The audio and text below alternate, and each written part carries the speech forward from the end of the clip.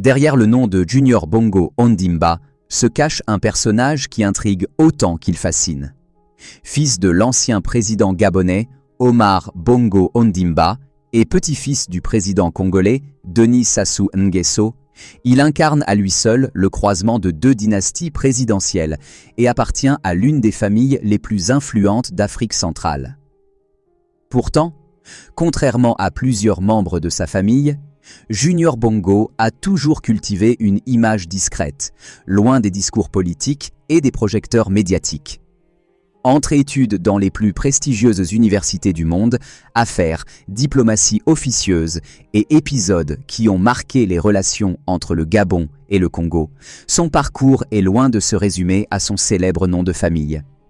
Beaucoup pensent le connaître, mais une grande partie de son histoire demeure méconnue. Voici 10 choses que vous ignorez sur Junior Bongo Ondimba.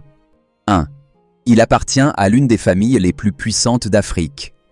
Né le 19 juillet 1994 à Libreville, Omar Denis Junior Bongo Ondimba est le fils de l'ancien président Omar Bongo Ondimba et d'Edith Lucie Bongo, elle-même fille du président congolais Denis Sassou Nguesso.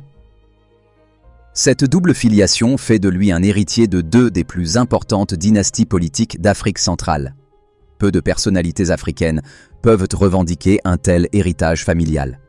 Pourtant, contrairement à plusieurs de ses frères et sœurs, Junior Bongo a longtemps préféré rester en retrait de la vie politique. 2. Il est l'un des plus jeunes enfants d'Omar Bongo. Omar Bongo a reconnu officiellement plusieurs dizaines d'enfants. Dans cette immense famille, Junior Bongo fait partie des plus jeunes. Avec sa sœur Yacine Queenie Bongo, il est issu de l'union entre Omar Bongo et Edith Lucie Bongo. Grandir dans une famille aussi nombreuse n'a pas toujours été simple. Les projecteurs étaient souvent braqués sur ses demi-frères et demi-sœurs plus âgés, notamment Ali Bongo Ondimba, qui deviendra président du Gabon. Cette situation a contribué à faire de Junior un homme discret, préférant évoluer loin des rivalités familiales. 3. Il a étudié dans les meilleures universités du monde.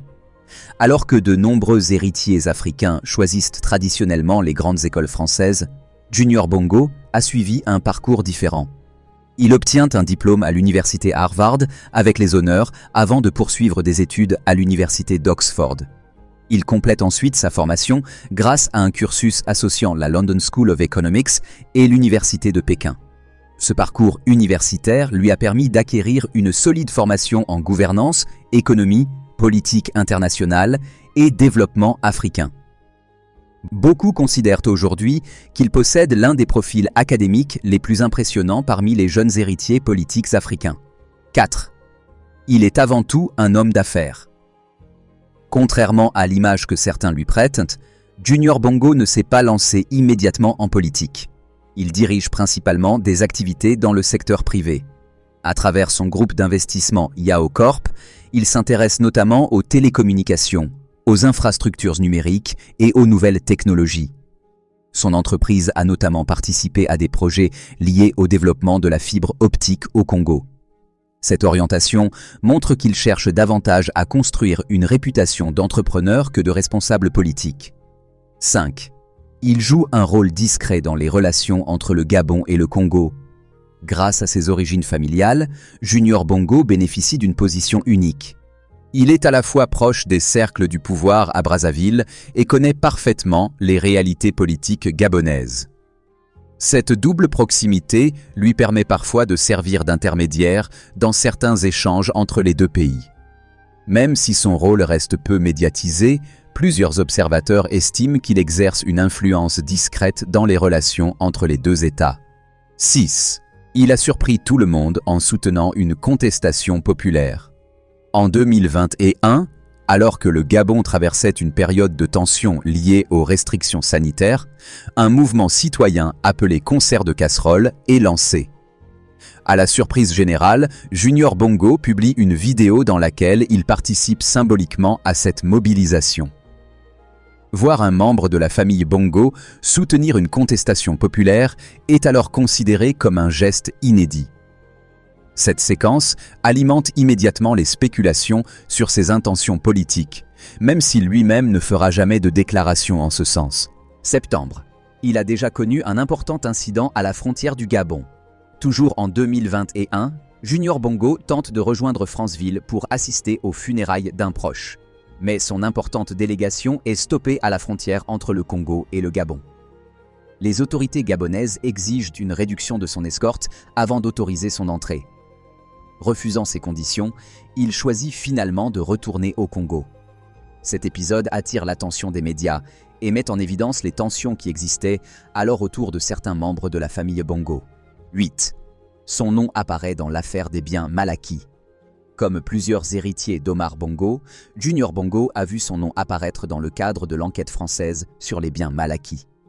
La justice française s'intéresse notamment à certains biens immobiliers attribués à la famille Bongo.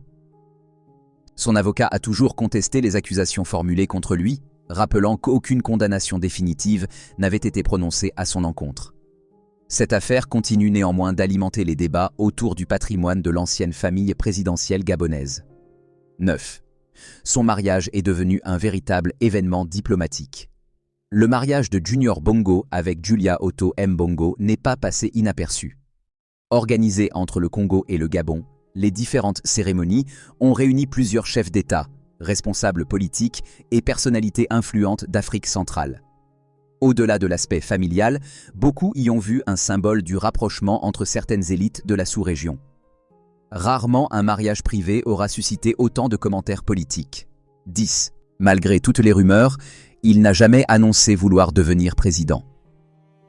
Depuis plusieurs années, son nom revient régulièrement lorsqu'il est question de l'avenir politique du Gabon. Pourtant, Junior Bongo n'a jamais déclaré publiquement vouloir briguer la présidence. Il privilégie les activités économiques, les missions de conseil et les initiatives de développement plutôt qu'une carrière politique officielle. Cette discrétion entretient le mystère. Certains pensent qu'il prépare patiemment son avenir. D'autres estiment qu'il préfère rester un homme d'influence plutôt qu'un homme de pouvoir. Une chose est certaine, son silence nourrit toutes les spéculations. À seulement 32 ans, Junior Bongo Ondimba demeure l'une des personnalités les plus énigmatiques d'Afrique centrale. Héritier de 2 puissantes familles présidentielles, diplômé de prestigieuses universités, entrepreneur, conseiller discret et acteur influent des relations entre le Gabon et le Congo, il continue de tracer son chemin loin des projecteurs. Son parcours montre qu'il ne se limite pas à son nom de famille. Entre ambition économique, réseau diplomatique et discrétion soigneusement entretenue, il incarne une nouvelle génération d'héritiers africains qui privilégient souvent l'influence silencieuse à l'exposition permanente. Reste une question que beaucoup se posent. Junior Bongo finira-t-il un jour par entrer officiellement en politique ou choisira-t-il de rester l'un des hommes les plus influents de l'ombre en Afrique centrale? Seul l'avenir apportera la réponse. Donnez votre avis dans les commentaires. Si cette vidéo vous a plu, n'oubliez pas de laisser un like, de vous abonner à Écho du Continent et d'activer la cloche de notification pour ne manquer aucune de nos prochaines enquêtes sur les coulisses du pouvoir en Afrique. Merci de votre fidélité et à très bientôt pour une nouvelle vidéo.